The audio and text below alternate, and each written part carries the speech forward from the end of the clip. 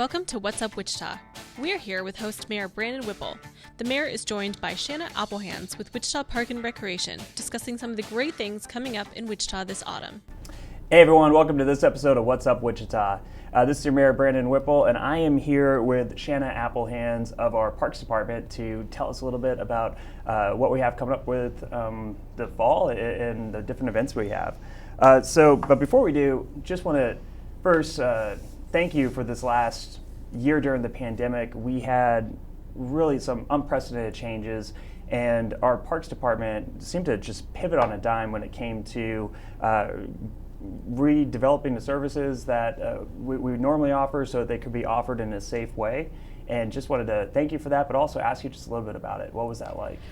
Well, we did a lot of stepping back and watching what everyone else around the nation was doing in the Parks Department. So you couldn't go out and gather and have everybody in one space, to keep things safe. So we pivoted and did a lot of online learning, a lot of online recreation. We hosted several tours throughout our facilities. One of my favorites was the walkthrough experience at Kansas Wildlife Exhibit with Todd, the curator over there. He did an amazing job, and so people got to be out and experience things as a family from the comfort of their living room and staying safe. So we had a interesting time learning how to react to the conditions and what was going on around the country and around the world, but I think it made us better as a department. So, and you mentioned React and other cities have been going through the same situation. It seems in Wichita, with the amount of parks we have, with the just kind of open space we have, we had some really good opportunities to take advantage of this moment. And can you talk to us a little bit about when it comes to getting back out? Have we seen increased folks or increased traffic of people getting back out into spaces that maybe we forgot about? Well, as you know, we have over 140 parks in the city of Wichita. So it averages from a half acre to 400 plus acres. And there's so many varieties located all over the city that people were still able to get out in the parks. And we actually saw an increase during the pandemic because we were able to track that based about the amount of trash that we saw in the parks. It's very telling to us, and it also is a good indicator to our maintenance crew who goes around and monitors what's happening in our parks and cleans up, and just with mowing and everything, we were able to see that the foot traffic had definitely increased, but it wasn't large gatherings. It was individuals or just small families that were utilizing the parks way more than they had before. Well, hopefully that continues forward as we get out of the pandemic. Yeah. When we think about Parks and Rec, we usually think about playgrounds, we think about walk paths, but we know that Parks and Rec does a lot more. What are some of the other activities that fall into your department? So obviously we maintain playgrounds, but we also have athletics, we have rental venues, we have sports rental fields available. So someone could actually rent a whole field? Yeah, you can rent a softball field, a football field, a baseball field. You can even rent a cricket field. I mean, we have cricket fields? Yeah, we have a cricket field. So we have a vast inventory. At a strong English community, but apparently. Well, and we even have a couple rugby fields that are available for rent. So.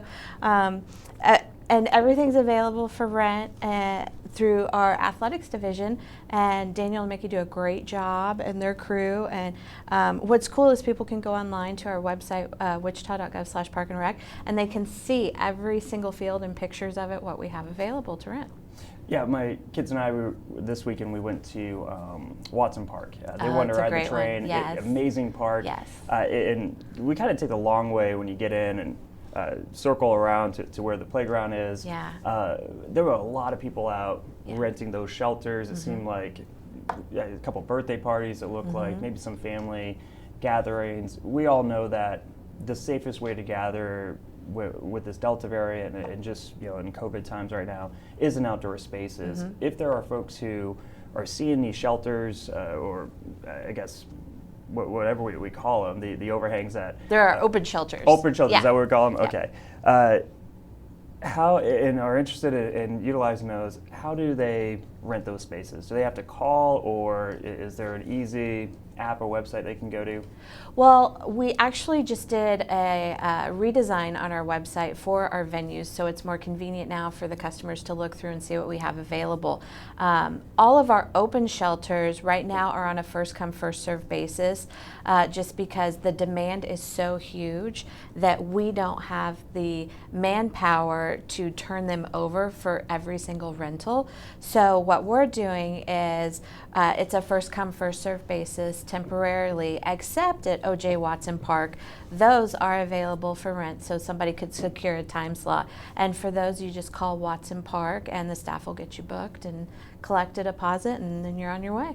So for those who, you have the outdoor open air shelters, and you might want, for a more formal event, to go ahead and rent one and reserve it. Tell us about, if people are going through and they're seeing picnic tables or other areas, are those just first come, first serve, or are those, do you have to rent those in advance? Right now, those are first come, first serve, but like you were talking about the indoor spaces, we have some great community facilities located all over the city. One that is a favorite is Park Villa down in Riverside Park. It's beautiful scenery and landscaping outside, and inside it's a very cozy space.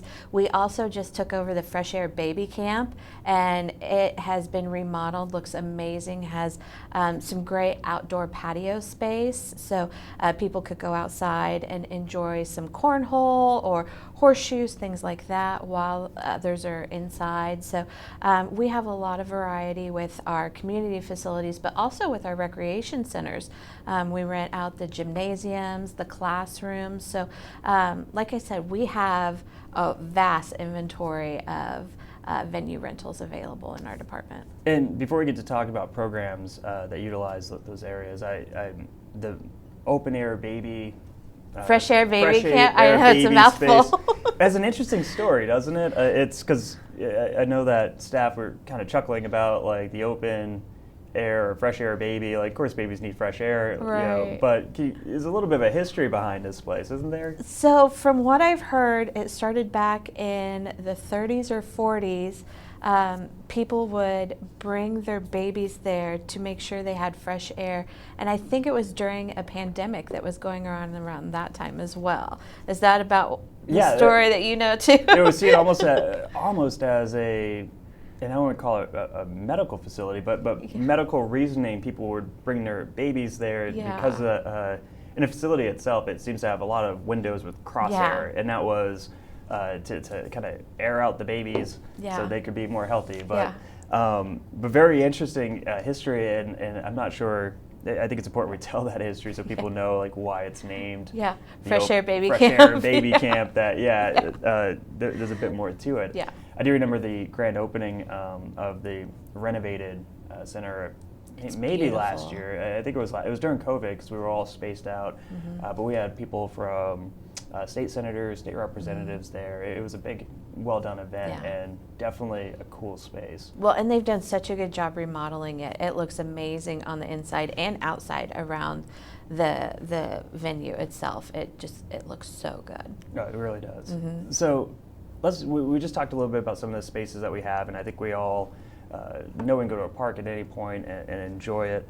What are some of the more organized activities that if folks want to either, with the pandemic, we saw kind of this shift in activities, right? Like you couldn't just go do what you might normally do if it was indoors.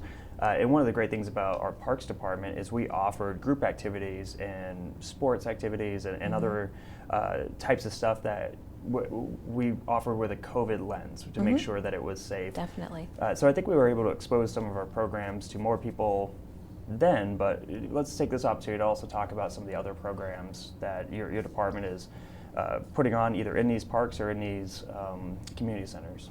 So besides rugby. And cricket. And cricket. With the change of the season being that we're in fall, obviously everybody starts thinking about Halloween and that time of the year. And we have some great events that are coming up that focus around Halloween. And the first one is Wicked Island. It's at O.J. Watson Park. It's actually on the island there itself. It's isolated from everyone else, and it's such a cool attraction. We partner with Planet Kingdom, and every Friday and Saturday from 8 to 11:30, people can walk through this haunted attraction and just be scared to death. Well, some people, I guess that's fun, right? I know. I walked through it during the day, and I was pretty terrified, so I can't imagine doing it at night. But there's an audience for that, and it's great. It's well attended, isn't Oh, it? yeah. It has a really great attendance. The lines run down most of the park, but what's new this year is they're doing time tickets. So people can purchase those in advance at wickedwoodswichita.com and have a time slot as opposed to getting a general admission ticket and having to wait in line. That's great. Last year, my kids and my wife, we all piled into the car, and we're going to go do one of these events over, I think it was Watson Park, and we're stuck in line. And my kids are too young to be patient very long, so we wound up leaving. But now for people who've had similar experiences, there's an alternative to just waiting in line. So that's great that you guys have capitalized on some of these other processes to cut down on that. And we are encouraging everyone to maintain social distancing while they're in the lines, wear masks, and just be safe. So we're definitely utilizing everything that we know is important to preventing the spread of COVID while still getting families outside and interacting with themselves in small groups. So I got a 4-year-old plus a 6-year-old and 8-year-old. 8-year-old likes to be spooked. 4-year-old, 6-year-old, not so much. If for folks who have little, smaller kids, when it comes to the Halloween season, a lot of these I guess attractions, they're kind of geared more towards teenagers, to older kids. Do we, as a park department, have events that could be more geared towards those younger kids? Might be spooky, they're of the season, but also won't keep them up all night. Absolutely. So something that Wichita Park and Recreation is very excited about is we love to partner up with awesome organizations or other departments within the city. So this year we're partnering up with the Wichita Police Department to offer the Candy Crawl at Clapp Park. And that's on October 22nd from 6 to 8 p.m. And we have a one-way route set up throughout the park with different vendor booths. So we want the whole family to decorate themselves in their costumes and bring their candy buckets and go from booth to booth collecting candy. DJ KJ Entertainment is going to be out there playing music the whole time, make sure the vibe stays up, and there is going to be some yard games, and everybody's just going to have a great time trick-or-treating in a safe park space. That's amazing. So is this the first year we've done something? This is the first year that the two departments have combined to host a Halloween event. So in the past, Park and Recreation has done the Drive-Boo Blast at Watson. We did that last year to help keep everyone socially distanced and safe in their cars. And now that we're at the point where we can kind of move away from that a little bit and have this larger venue with Clapp Park. It's over 90 acres. Obviously, our route's not going to go throughout the whole space. But to make sure you got your Fitbit on for that one. Exactly. But we're definitely going to have a lot of space to make sure everyone stays socially distant and has a good time. So one of the changes that I've heard a lot of feedback with is Napster Park or Napster Park. It's been completely redone, and we have the big screen there. I took my kids out to watch Goonies. They didn't get it, but it allowed folks, people like me. So are you a child of the 80s? Yes, actually. Me too. So so Goonies, get I get yeah. it. I get it. Yep. And so allowed people like us to kind of sit down and reminisce on an older movie. It allowed my kids to pretty much tire themselves out and sit down, lay down, and watch the movie, fall asleep. really cool asset. Can you tell us just a little bit about during the Halloween season, the fall? It's getting cooler out. It's better to go out into the parks now when the weather's better. What do we have coming up in NAFSCR Park? Well, another Halloween-focused event at NAFSCR is on October 8th. We're going to be showing Hocus Pocus, which is a Halloween classic. Not quite an 80s classic, though. When was no, that? I vaguely remember that. Early I think it was 90s? 90s, yeah, Okay. during the Bette Midler era, with beaches and things like that. But that is going to be showing. We're going to have yard games set up at 7 o'clock, and then at 7:45 we're going to start the movie. There's going to be food trucks on site, so it's going to be a great way to spend a Friday evening with the family outdoors watching a Halloween classic. One of the things I really appreciate about NAFSCR Park is it's downtown. It's in the center of our community, and before then, there isn't a lot of space that you can bring kids to experience downtown, unless you're going to maybe a Century 2 event or a more specific kid event at a business. And this is really, we have events for kids there, we have events for adults. Like it seems to be well diversified when it comes to what we can do with it. Yeah. I think the Park and Recreation Department has done an amazing job with programming down at that park, offering something during the weekdays for the stay-at-home moms with kiddos that aren't school-aged yet. There's Storytime Village. There's also Shine Dance Fitness on the weekends where people can come and take a fitness class for free. Another great partnership is with the Wichita Symphony. They're playing out there, I believe it's this weekend. So there's just such a variety and so many things to do out there. And one of the things on the horizon that I'm really looking forward to is trivia nights using the big screen. So I can only imagine how much fun that's going to be, and having some great restaurants nearby after you participate in one of these events or watch a movie. You can enjoy delicious food downtown or one of the food trucks that show up. So it's just an all-around great experience when you go to NAFSCR.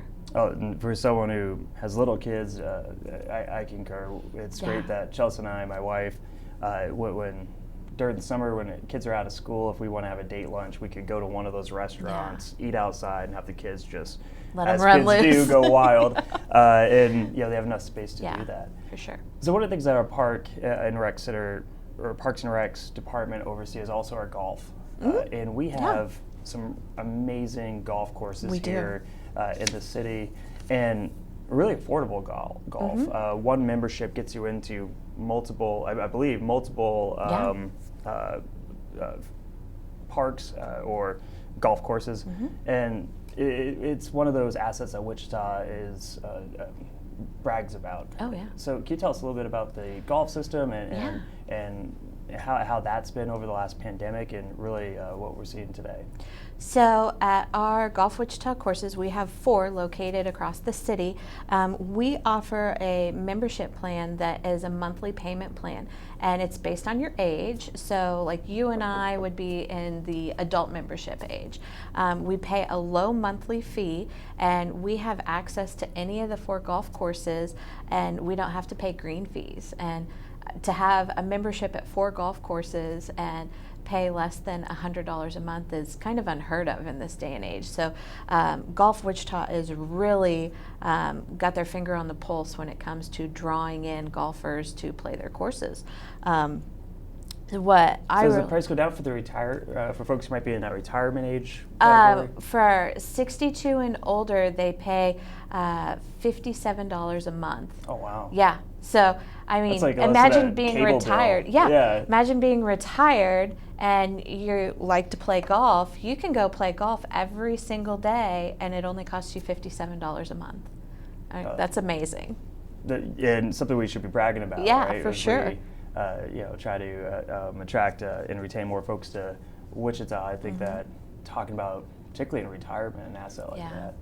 So during COVID, it was interesting discussing the budgets. Everything's kind of a moving target, but one of the things that I think was unexpected, but it's a good surprise, is the amount of revenue that came in from golf, which suggests a lot of people went out and discovered our golf courses and started playing golf even more.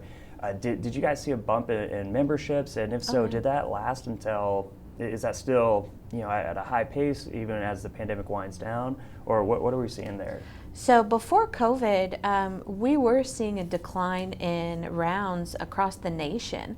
When COVID did hit, it was one of those things that was safe for people to go out and play golf. And so we did see a boom, not only here in Wichita, but throughout the United States. Golf has continued to rise, and it hasn't slowed down by any means. What was interesting is we rolled out our new membership plan right before the pandemic hit. And our goal was about 1,000 memberships after a year of launching.